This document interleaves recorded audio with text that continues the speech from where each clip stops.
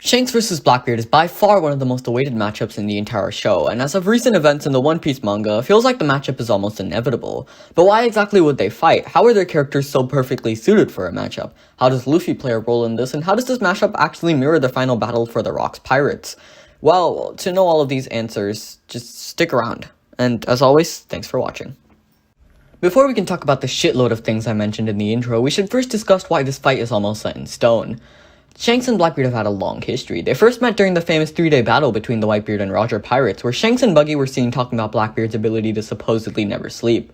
While the actual validity of this statement has never been confirmed, I think it's pretty safe to say Shanks was interested. I mean, he was super jealous as well, but that was just him being a kid. Following this, somewhere along the line, Shanks gets a massive scarf from Blackbeard that's present in Chapter 1, so somewhere before 12 years ago in the present timeline. That was such a shit sentence. A long time ago. He got hurt a long time ago. The history of Blackbeard and Shanks continues, however, as now we head into what I like to call Shanks warning everyone about Blackbeard and no one giving a fuck. And by everyone, I mean Whitebeard, but he was probably strong enough to fit into the term everyone, so it doesn't really... Regardless, our next Shanks and Blackbeard interaction is when Shanks tried to warn Whitebeard about Blackbeard. Seeing Shanks urge Whitebeard to call back Ace truly makes you wonder what sort of things Shanks saw Blackbeard do. Anyway, Shanks wasn't that successful, so our next Shanks-Blackbeard interaction happens in the war. After they shared a few playful words with one another, though, I'd like to highlight one thing Blackbeard said in particular. It isn't time to fight you. Yet. Listen, I think we all understand that Blackbeard plans on eventually fighting him. I mean, he's one of the most calculated characters in the entire show. Both of them are. But more on that later. Moving on in the lore of Shanks and Blackbeard, though, we have this conversation with Shanks and the Gorosei. While this is pure speculation, I think it'd make a lot of sense for Shanks to be talking about Blackbeard. I mean, this is the same pirate that he tried to warn freaking Whitebeard about, so it would make perfect sense for him to continue his warnings. Moving on from Mary Joie, though, let's talk about the recent manga chapters. While at first Shanks' appearance at the end of Wano seemed like it was for Film Red promo, Chapter 1079 truly solidified that Shanks has been hunting Blackbeard the entire time. He showed up because he thought Blackbeard would be there, and now he's leaving Elbaf to an island he thinks Blackbeard might be at. So, now it's pretty much confirmed that Shanks has been hunting Blackbeard for a long time. He's slowly been keeping tabs on him, and, well, I think this pretty much sets in stone our fight between Shanks and Blackbeard. Anyways, now that we've finished the entire lore book of Shanks and Blackbeard, let's talk about why this fight would make perfect sense from a character writing standpoint. A common theme in One Piece fights is that the two characters fighting have had the same end goal, but different ways of achieving them. For example, Luffy and Katakuri. Both of them have had the same goal of protecting their crew, but one went about it with absolute power and perfection, and the other one about it by, well, actively placing the crew in harm's way a lot of the times. You know what? It's the thought that counts with Luffy. Luffy and Kaido as well. Pretty much anytime Luffy's fought someone, it's been because they've had the same end goal, but different ways of achieving it. And while you may think this only applies to Luffy's fights, even Aokiji and Akainu had this in their fight. Both of them wanted to protect the Marines, but had radically different ways of achieving that. Zoro and King, Frankie and Senor Pink, Jinbei versus Who's Who's. All of these are examples of both characters having similar goals, but very different ways of achieving them. This phenomenon leads to characters either growing a sense of respect for one another, or just absolute disdain, and if you can't tell, all of these apply to Blackbeard and Shanks. Except for the respect part. Definitely not the respect part. Shanks and Blackbeard both have the same end goal of becoming Pirate King. I think. Blackbeard may just want to rule everything, but regardless, pretty similar goals, ruling something. Regardless, both of them are also extremely calculated, and from what we can tell, Shanks and Blackbeard like to make sure everything in their plan is perfect, but that's where their similarities pretty much end. Except for one other crucial one, but we'll get into that later. Blackbeard is cruel and ruthless, and if it means picking himself or his subordinates, he would pick himself 1,000 times over. Mostly because unless he points to himself 1,000 times, he won't be able to cover more than a fourth of his body. Okay, jokes aside, Blackbeard is the definition of cunning, and he would do anything, no matter how horrible, to get what he wants. On the other hand, Shanks, as we just saw, would do anything for his friends. His friends are his life, and from the very first chapter, we can already tell that he'd do anything for them.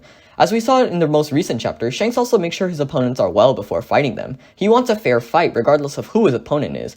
Meanwhile, Blackbeard made sure, well, the exact opposite of Shanks. He waited till Whitebeard was half dead to even try to hurt him. Side note, but the fact that Whitebeard still kicked Blackbeard's ass while barely having a whole body is very impressive. Props to you, Donut number 2. Continuing on, though, it seems like Shanks cares a lot about the balance of the world, while Blackbeard just likes chaos. Oh, and their differences even extend to their fighting styles, as Blackbeard really loves using devil fruits, and Shanks uses only Haki.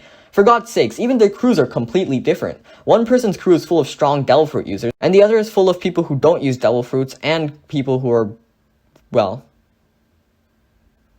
mostly weaklings. Anyways, back to the similarity I mentioned earlier. One crucial key aspect, wow, that's a lot of... their connection with Luffy. While at first glance their connection with Luffy seems like polar opposites, I mean, Luffy's actively trying to find one and the other he will kill on sight. However, their similarity with Luffy comes from both of their first times meeting Luffy. In both intros, we see them sitting at the bar, and Luffy's seen arguing with both of them over something quite trivial in retrospect. And in both cases, there are people laughing at them. In Shanks' intro, it was Higuma the Bear, and in Blackbeard's, it was Bellamy. And finally, both of them were seen inspiring Luffy. Blackbeard inspired Luffy to never give up on his dreams and to always continue fighting for them. And Shanks was the reason Luffy even had his dream of becoming the Pirate King. Both characters have in some way played a part in encouraging Luffy towards his dream, and it seems like both are strong proponents of the idea that dreams never end. Their connection with Luffy is truly the cherry on top to the same goal but different method theme Oda uses. Blackbeard and Shanks genuinely have so many similarities between them, but at the same time, so many differences, making them perfect for a fight. However, Blackbeard also has similarities to another character, the mysterious Rox D. Zebek. Rox is a character we know literally nothing about, but it's clear that he's influenced Blackbeard in some way. I mean, both of them use the pirate island as their base, and both have assembled some sort of super army, and even their Jolly Rogers are pretty similar. So, why would Shanks vs Blackbeard mirror the battle in which the Roger pirates along with Garp and his marines fought and defeated the Rox pirates? Well, Blackbeard has connection with Rox, and Shanks has a connection with Roger. So wouldn't it be convenient if we had someone like Garp's grandson or something who was able to fight? Yeah.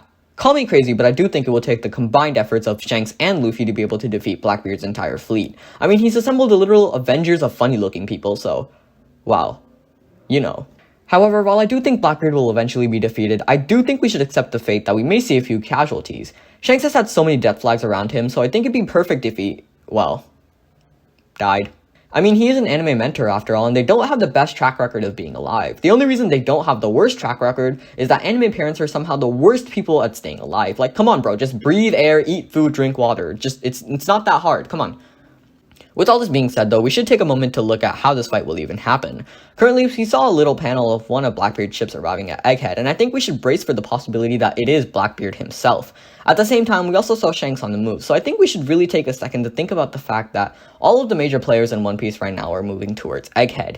So, I think we are truly coming near an all-out war on Egghead. Overall, though, that's it for me. Thank you.